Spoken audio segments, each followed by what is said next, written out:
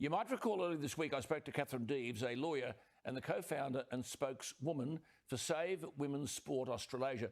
This has come together as an international coalition of women's organisations, athletes and supporters of women in sport who are asserting that biological male athletes should not be competing in a female sport category.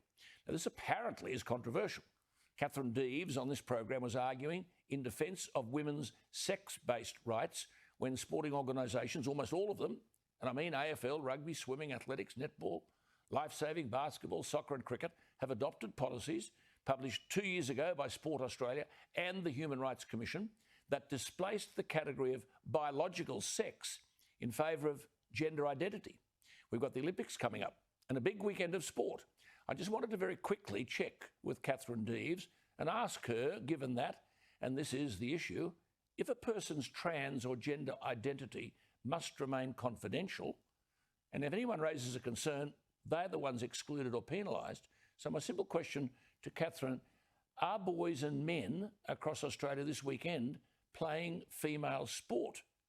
The policy states that such a person is entitled to use the toilets, the change rooms, overnight accommodation, which aligns with their gender identity.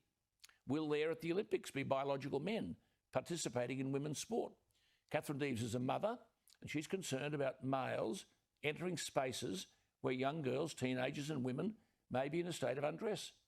Does any of this breach the boundaries that ought to exist for girls and women by denying them dignity and privacy? Are there any legislative provisions that exclude males from the female sports category simply because there is a biological difference? I raised with Catherine the issue of injury because there's a mounting body of evidence that males enjoy, obviously, a significant biological advantage. I'd have thought women were at risk of injury if they're forced to play against male competitors. Excluding biological males who claim a trans or gender identity, and I've got nothing at all against any of that, but it doesn't mean they're excluded from sport. They can play at a biological category to which they belong or in mixed sex. By the way, the website is savewomensport.com. Catherine joins me very quickly. Catherine, thank you for your time. I just want to ask you, this weekend, a big weekend of sport, would there be biological men playing women's sport, and how would women know? Alan, you are correct. There would be men and boys playing in women's sports. We are hearing stories from girls and women who are contacting us, also parents who are quite distressed. Girls are self-excluding, and the boys and men are either playing they're openly transgender, and we are aware of a number of them who are in the press, but there are also ones who are signing up, simply registering as female, and no one's allowed to talk about it. So it might be obvious to everyone. If a person's trans or gender identity, must remain confidential, so if someone turns up to training and introduces themselves, how do you know whether they are a biological male?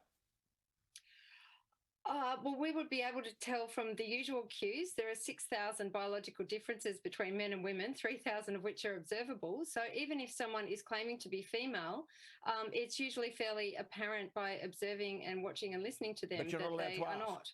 You're not allowed to ask? That's correct. You're not allowed to ask. It will be you or your daughter who will be excluded. So this weekend, there would be, you've said, biological men playing women's sport? That's correct. Has there been appropriate discussion about all of this? No, that's our big issue. Look, we have no problem with people wanting to identify however they wish. But in relation to the consultation, the people who put the policies into place do claim to have had a community consultation. But from what we can ascertain, they haven't consulted parents groups, safeguarding groups. They haven't discussed with any scientists.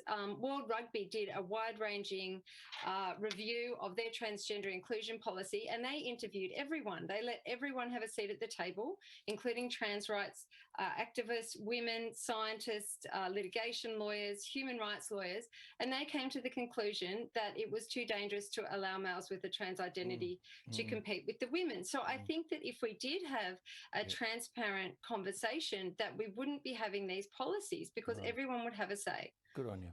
Good to talk to you. Have a good weekend and keep us posted. It's good to talk to you. There she Thanks, is, Alan. Catherine Good evening. Deves. The Leader of the House on a point of order. Mr Speaker. Well, look, this is a segment I enjoy very much, as do my viewers. The Conservatives rally around Conchetta Fierveranti-Wells. Tanya Plibersek stirs them up. but our Labor viewers love her. So you see, one great weakness in national politics is there is no debate. You can't get it in the parliament. One side speaks, the other must shut up, no matter what rubbish they may be uttering. There are no such limitations here except courtesy. So, ladies, good evening. May I just return briefly to what I raised with you last week and what we've just seen there with Catherine. Sport everywhere at the weekend. If a person's trans or gender identity must remain confidential, how do we know that men aren't playing against women and that some women may be at risk? Conchetta.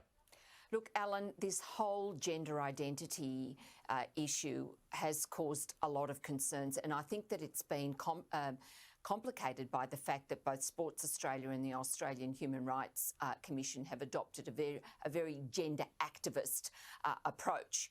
Now, one of the problems I think here is lack of definition. Sports Australia doesn't have a definition, as I understand, of woman, and as a consequence of changes that were made to the Sex Discrimination Act, which Tanya from the Labor Party back in 2013, I think, there is no definition of what is a man and what is a woman. So this has given rise, I think, to this whole activist approach, so that same-sex services, whether they be for men or women, are suddenly discriminatory. So that means now that women's only sport and women's change rooms and the whole sort of issue that Catherine was talking about suddenly become discriminatory.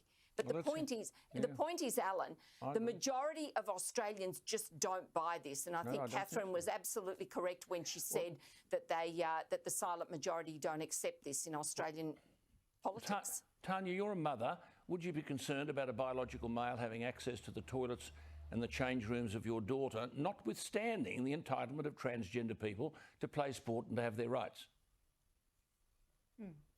Well, Alan, I don't like to see discrimination against people, but I've got to say this is not something I've thought about a great deal. I think with a bit of common sense, the sporting codes, talking to the community can work some sensible way through it. But if you ask me, am I concerned about the safety of my daughter and other girls? I'd say with one Australian woman dying every week from domestic homicide, with 1 in 5 Australian women experiencing sexual assault in her lifetime, 1 in 3 experiencing domestic violence, I continue to be concerned about violence against women, but I think we need to look at the big picture. I agree. Just on that, women and girls. I agree. Do these rights clash with the sex-based rights of women and girls? Look, I think we're having a pretty abstract conversation, and I'd like to hear from the sporting codes and other people who follow this much more closely. They've just signed up. I think it cannot be beyond us. Yeah, I think it cannot be beyond us to. There's got to be some revision. Inclusive and sensible and just, you know. There's got to be some revision. There's got to be some revision. Conchetta, is there anything you want to add? Well, Alan, you're absolutely correct, and this is where Sports Australia and the Australian Human Rights Commission have a role to play here. But one of the issues that concerns me is that here we are talking about gender and gender sport and gender identity. There's another issue here which also is part of this discussion, and that is the transition and the growing. This is something that I get lots of letters about, and that is young people wanting to transition. And again, that's another thing that's shrouded in lack of scrutiny and lack of information by the public.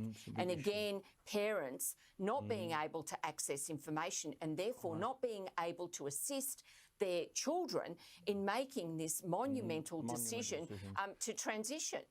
We can't sweep it under the table. Now listen, ladies, on a lighter note, our New South Wales clubs are upping the ante to compete for a culinary crown. Today, they're cooking up a storm to be named one of New South Wales' best club feeds. So, Tanya, you're first off the mark. Where do you go?